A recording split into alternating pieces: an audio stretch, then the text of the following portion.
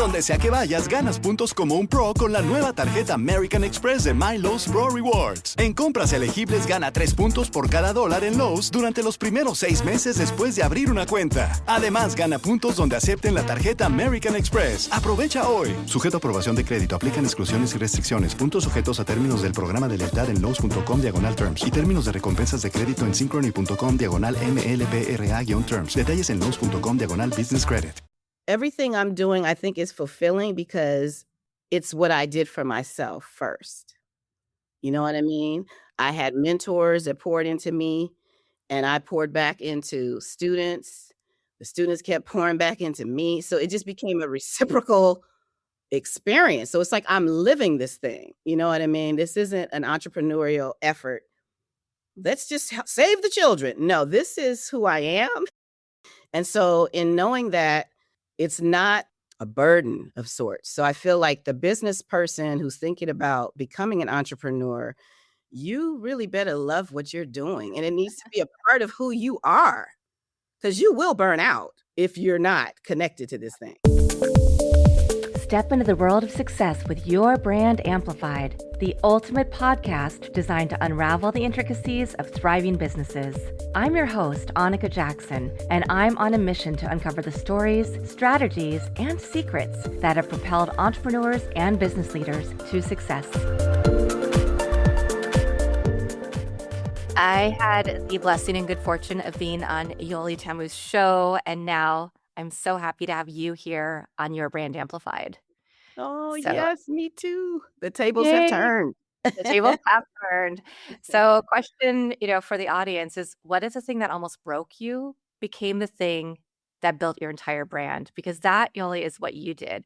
You're an educator, podcaster, a speaker, an author, a recording artist, and you've spent 25 years turning your journey of getting back to yourself into a movement to change how college shows up for students.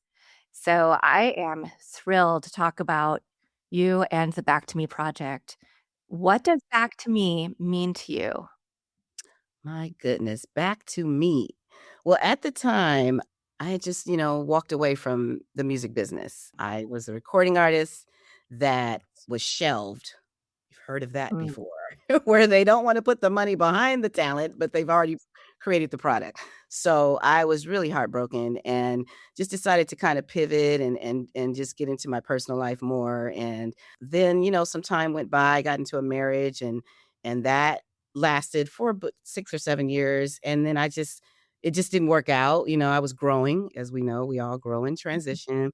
And everything just kept changing in my life. And so I kept feeling as if every time I put so much forward into a thing, into a person, where is the return? Where is the return? And so I just really sat with myself one day and just wrote an album called Back to Me, connected with some producers, and I was doing some after-school programming with students. I'm an educator by day, and then, in an independent study environment, they like to continue to talk to me after school. So we continued after-school programming, and, they really wanted to meet some producers, and I introduced them to the producer who worked on my album, Augie Ray is his name, and Grammy award-winning producer, and we brought him in, and he talked to the students, and then it turned into, what are you doing, Yoli? I said, I didn't think this was about me. So we created an album called Back to Me, and it was all about an adult woman's journey back to self, after losing so many things, so many people, so many promises. I just wanted to return back to my core. And so in that record, I pretty much, discovered myself, and I start sharing it with young people, and they're like, well, we can relate to this. And I said, really? Because I thought this was an adult woman's record. But they related to my journey of going away from one thing, returning to my spiritual self, my spiritual calling, and what that looked like. So on my record, I take you through a journey of the aftermath of my life and how there's a song called Headlights, how I got caught up in the headlights of fame and just all kinds of things. And it was like, who are you behind all of this nonsense? So the students just related to bullying and all kinds of things. And so we talked about the record and we used it as a topic point, I guess, for some of the things they were going through. And then the students took over my life. they pretty much, they basically did, they say out of the mouths of babes, right? But they pretty much were always wondering what I was doing. What was my next step? And so I hadn't thought about it. And they just inspired me to bring music into education. They're like, figure out a way to combine this. And so I got invited to my alma mater, Howard University, and went out there and did a one-woman show on their stage, encouraging students to find their voice and be transformed in the experience of college. Allow yourself to experience all these things. I took them through the ups and downs of my college journey, turned that into a book based on the inspiration of students. And the book is called Back to Me. And then from Back to Me, it just became a podcast because there were so many topics. And I said, I'm not a counselor. I'm not a social worker. We got to figure this thing out. And so they pretty much inspired the podcast. And we have all of these great professionals on our podcast. It's been 5 years and all inspired by students that wanted to talk about the anxiety of the next step of going to college and transitioning into the workforce. So here we are, 5 years later. Here we are. And it's amazing that, because you have a BFA in musical theater from Howard. You have a Yes. master's in education and cross-cultural teaching. So you didn't have to choose a lane. The students said, this is what you're going to do. And it's funny because it takes a while sometimes for us to figure out what our purpose really is and how we're going to monetize what we're good at and what we're passionate about, right? And the students laid it all out for you. Like they were like, here's who you are to us. Help Right. continue to inspire us. Yeah. Yeah. So Yeah. beautiful. So beautiful. And I just knew that was God's favor on my life at that time because I was just searching. And I'm trying to pour into them and they're pouring into me at the same time.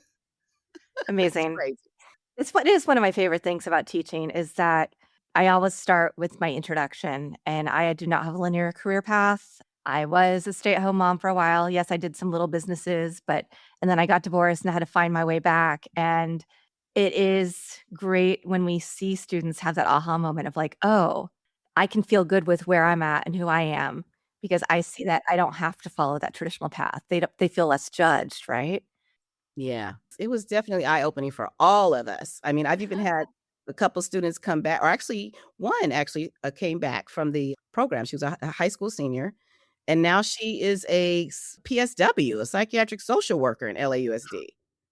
It's like, what? We did that? And so she's like, you poured into me. And so she came on the podcast, talked about it. So I'm excited. I'm inspired.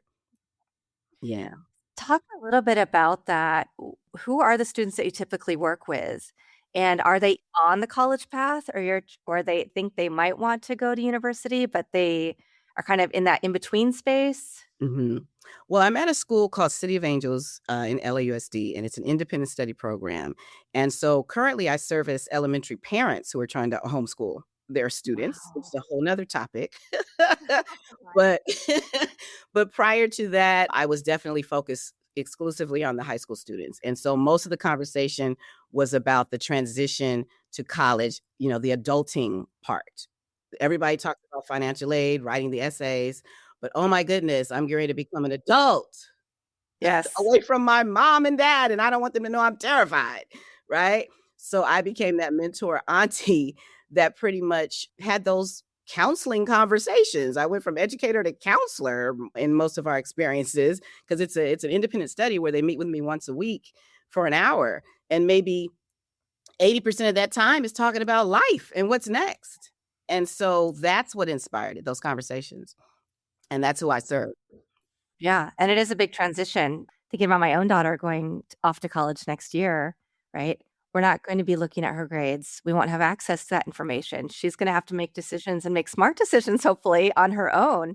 But that is part of becoming an adult. And she'll be able to come to me anytime, but hopefully she'll find mentors on the college campus as well.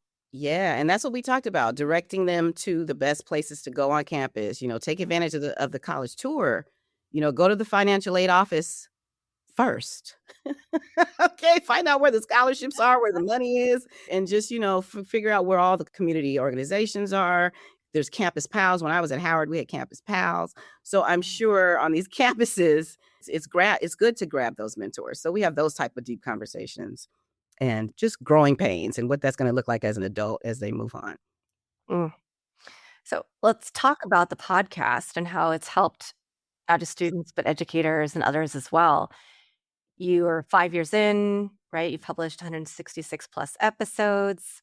Nowadays, we say if people move past 8 episodes, past 10, past 20, then they're Okay. winning, You're doing right? something. Yes, you're doing Good. something. Well, we're at 213, actually. How about it? Oh, 213. Okay, congratulations. Thank you. We've been So moving. talk about keeping up that consistency. What was it like to continue growing a podcast, even when it wasn't glamorous? Even if did you get those markers along the way, those students saying, hey, I listened to this really helped me, or other educators or other partners? Yeah, that is it. You just hit the nail on the head. If the students are motivated by something, they give me another topic, and that motivates me to go find that person, right? And so when I find that person, it also warms my heart that I'm meeting, some, very top-notch, high-value administrators in the college world. And for them to just, such as yourself, mind you, okay, I consider you top-notch. Oh, thank But you. absolutely. But I mean, when we get in touch with these VPs of student affairs and directors and deans and such, they are so excited to come on the podcast and share. And it just blows my mind. Like, really? You want to talk to me, our little podcast? And they're like, don't stop saying little podcast. You are doing something powerful over there, you know? And so they do it. They inspire me. When I have somebody at the top of their game saying, this is it, stick with this, then yes. And then I was also inspired by a powerful woman, Dr. Teresa Price, of the Black College Expo nationwide. She's been doing it over 20 something years.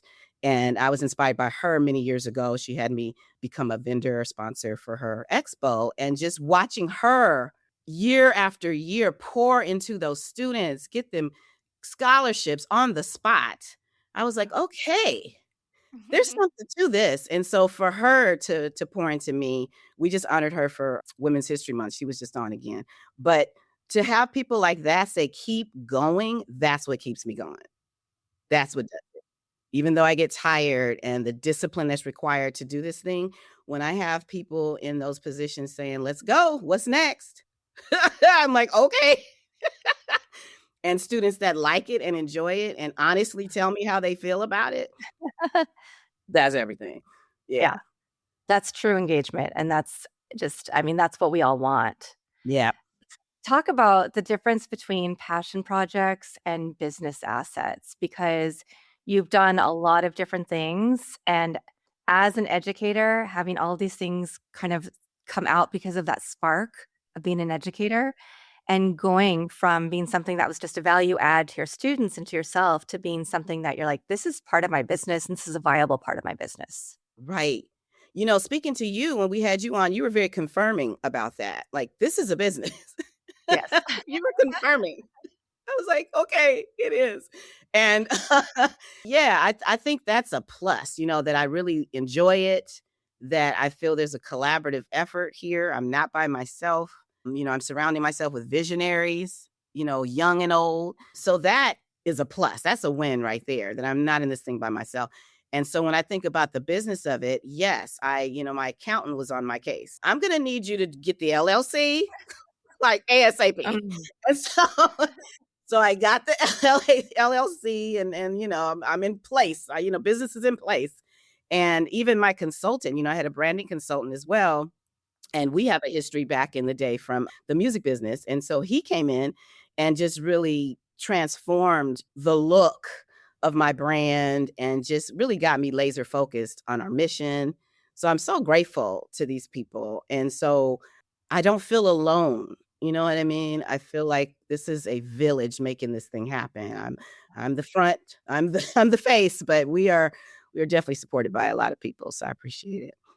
Yeah. And those accountants are important. I know I just interviewed a new accountant yesterday who focused on creative content creators and people with podcasts and things like that to make sure that I'm doing everything that I need to be doing.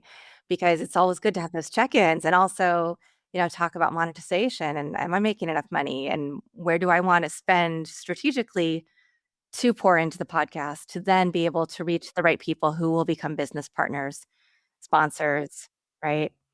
Advertisers. Yeah. Absolutely. And that's been the strategy of the podcast. So, initially it was just pouring into the students. But yeah, these people in position can help us with our next step, which is actually to get on these campuses and start spreading the conversation, expanding the conversation. So I'm looking forward to that. That's what's next for us is getting on the campuses. Well, let's talk about that. What is that vision for you? Oh my goodness. I love the conversation. I didn't even know I was that much of a conversationalist. I'm just hanging out. And so just like with you, we're just hanging out and then we find out that we have so much in common. So that's been happening with all these guests. So it's fun. It's a ride for me. And so the conversation needs to continue. We might have some really powerful topics and we need to expand on that. Mental health, as we know, is a huge topic and everybody's grabbing a hold of it and putting their 2 cents on it. But to really deep dive and talk about the daily experience of life, period. Let's just start with life and self-esteem building and how do you continue to keep that confidence within and where is my support system and how do I recognize my support system? This is a conversation that has to come off of the podcast. It has to expand and extend. And so, I know there's amazing and powerful people out there doing some empowerment programming, the first year orientation programming, all that is there and it exists. And I would just love to be a support to programs like that because we also have the resources. So they may be able to listen to our podcast and hear from student leaders and hear from all of these other administrators that have a different spin on how to adjust to college life that they may not get normally. So there's so many resources. And then we also have the career pathway professionals. So if you have a career of choice, we normally bring those people on the podcast. And for students that want to meet somebody else, I go find that person. So, it's a journey for me. And because we keep this network strong, it's not a problem to go find that person you want to talk to. So I just want to be an additional support and supplement to great programming that's already existing on campuses. Yeah. Does that look like, besides being a support, does that look like workshops? Does that look like courses? Does that look like one-on-one? That's definitely, we have a program called the Clear Pathway. And that's where we're just really cultivating and breaking down a lot of their self-awareness issues, like how do you start off? Where does it all begin with your emotional triggers? So we tap into ACE scores and things like that. Like, where does it all begin?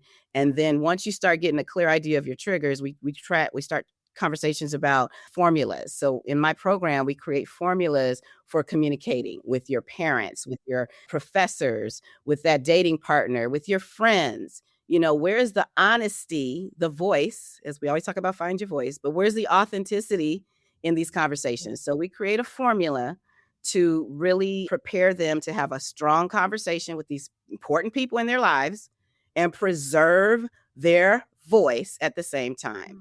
So then in doing that, they can move forward and interview better. Okay. They can move forward and network properly because they know who they are. They know what they want. They know what they require. Their standards, their values are established. So that's my goal, is to walk away from my program with a clear understanding of your goals. So emotional intelligence is wrapped up in there as well. So that's what we offer. Well, that was a perfect segue because I was going to ask you about the Clear Pathway, what it stands for, how you conceived of it in the first place. Yes. So the Clear Pathway was established because we really wanted to, like I said, just provide a formula or a method that you can continuously use in any relationship, in any person that you're speaking with. And then ultimately you would be, more comfortable with the networking process of professional networking. Because like I said, you've established who you are. So emotional intelligence is high on that list as a part of it. And with that, we put it into action. So there would definitely map out, which I'm sure they do already in some of these programs, but you map out, using your SMART goals and things like that. But we kind of take a deeper dive, like who is this person that you're going to contact on campus? What type of person do you really want to talk to? Guess what? On our podcast, we probably already know that person. So it's a direct resource. What scholarships can you not find? Guess what? I pretty much am connected with people who have scholarships. So it's a resource. That's why we call it the Clear Pathway, because we are directly connecting you to that person. So that's what we do. And then we also offer these panels. So it's not just workshops, panel events, where in the past we've worked with a couple colleges and we've been online, but we've done virtual panel experiences where the seniors, the students that are heading out, are feeding and pouring into the freshmen. And that's valuable information to get. So we do panel events as well. So that's pretty much it. We're an awesome resource Yeah. to campuses. Yeah. And you can tailor it depending on your audience, the university, right? All of Yes, that. yes, customize it for sure. Absolutely. That's the goal. Like we're talking to a campus right now that's doing so well with the athletic departments, and they've been winning championships every year. And I mean, there's a lot of love being poured into those athletes and a lot of reality checking poured into those athletes about what is the plan when the athletic world is done. What is the plan? So for him to be having those kind of powerful conversations, yeah, I would love to have panels with people like that and take deeper dives. Yeah. Yeah. So that's what we do. Now, what's interesting is a lot of this came out of your students, right? A lot of the podcast, writing the book, doing the album, all these different things. Your students really inspired you and continue to push you because they wanted to see it and they wanted to follow your journey.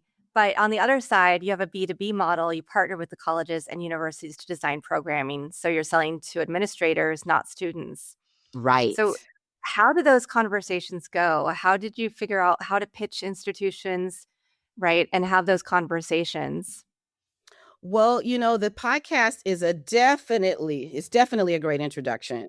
You know what I mean? Because you get a feel for me, you get a feel for my heart. I get a feel for you and your passion, to see how connected you really are to students, to see if I even want to be in business with you, Yeah. like, is this really going to work? And so that's the starting point. So when we introduce the podcast and we have that relationship, then it becomes, as you said, we customize, we service their need. What are you looking for at this time? You may have workshops, but what is the real conversation right now? What are they looking for? What are they talking about?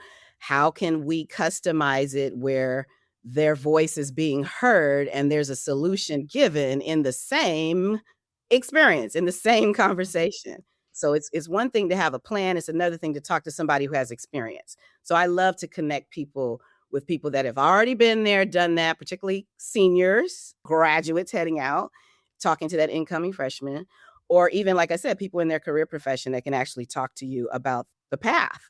So that's pretty much it. That's what we talk about. It's what do you need right now? And if you don't need a thing, fine. Let's stay in contact. Let's stay connected. I'm definitely a resource. It's not a high pressure situation. It's just, I want to build relationships. I think that's key. That's everything. That's the network. You know what I Yeah. mean? So, Well, and the fact a lot of people when they start podcasts, they want them to be able to generate leads for them and relationships. right. Not every podcast, certainly, but the fact that you're able to do this because you're able to identify the guests based on what students are asking for, partly, obviously is serving their needs, and then you're able to get the right guests to come on, and then you have those new relationships. So you are using this appropriately as a great lead gen engine, which I will say a lot of people could take some lessons from you Oh, and learn how to do that. So, well, good. I'm glad I could pass on some information. yeah. But yeah, it's a natural fit. Like I said, for me to be in those workshops with students and them to inspire me to do the next thing, that's Yeah. what I feel this is. The podcast is, okay, well, let's continue this conversation. What does that look like? What do you think? It's as simple as that.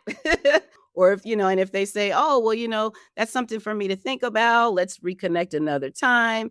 It's fine. It's fine. We've established the relationship. So Yeah.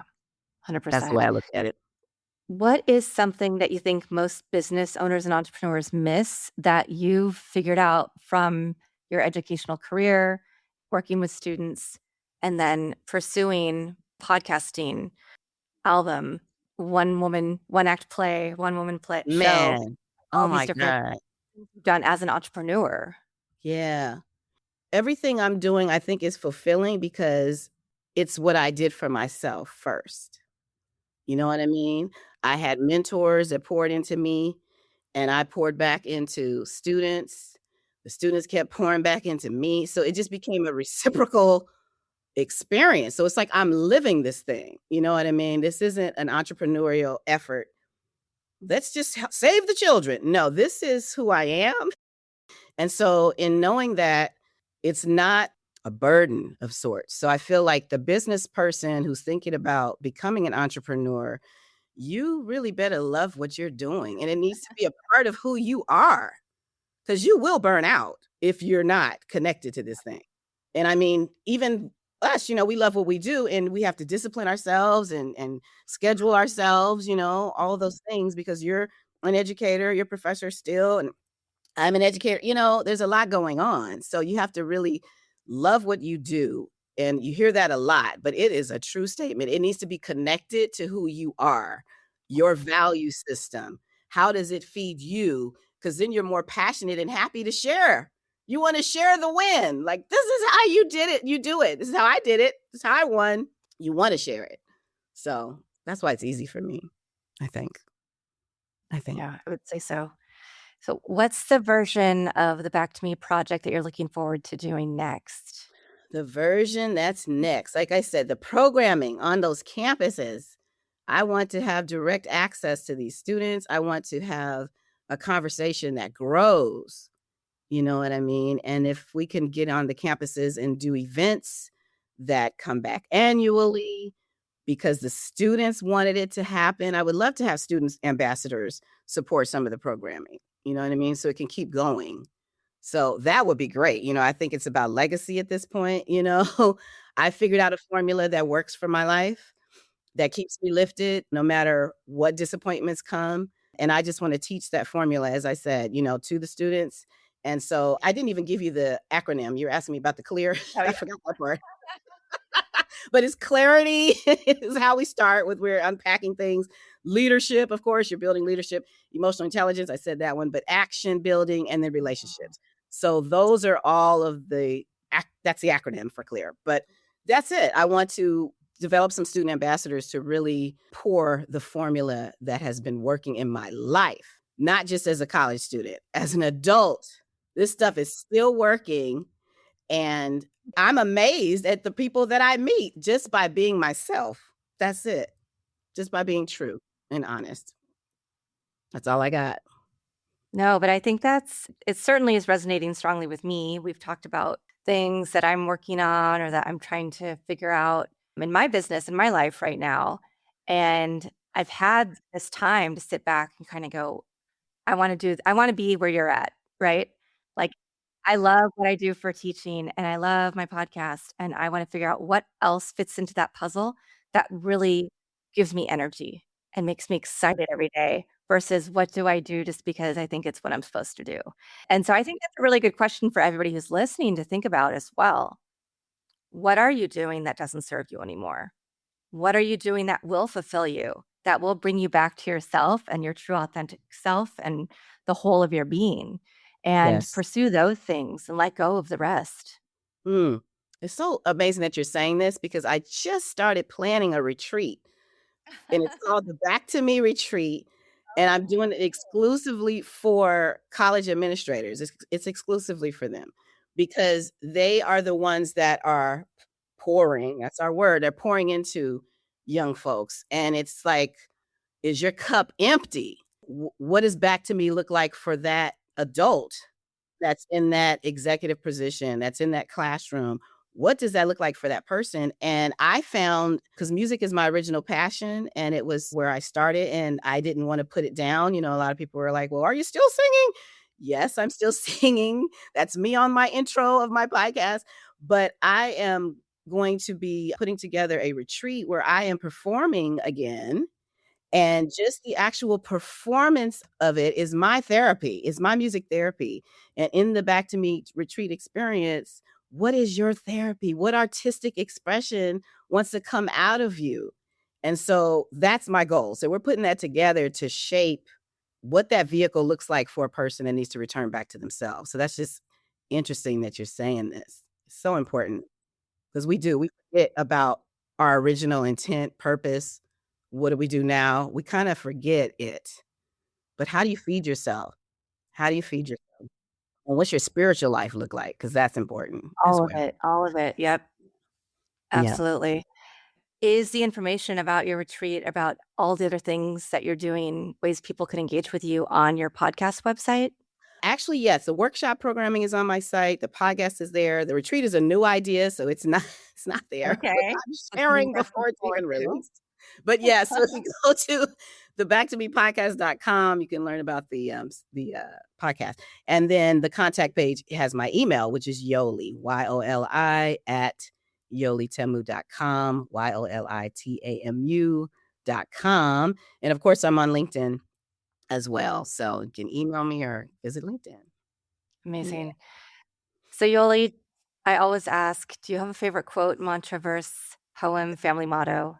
Oh, yeah, I love that question. At first, I was thinking for a while, and then I said, duh, it's the one I say every day. My father always said, be still and know, always. And be still and know, is a part of the scripture, be still and know that I am God. But my dad was always telling me to be still. So whenever I'm going through a thing, stop,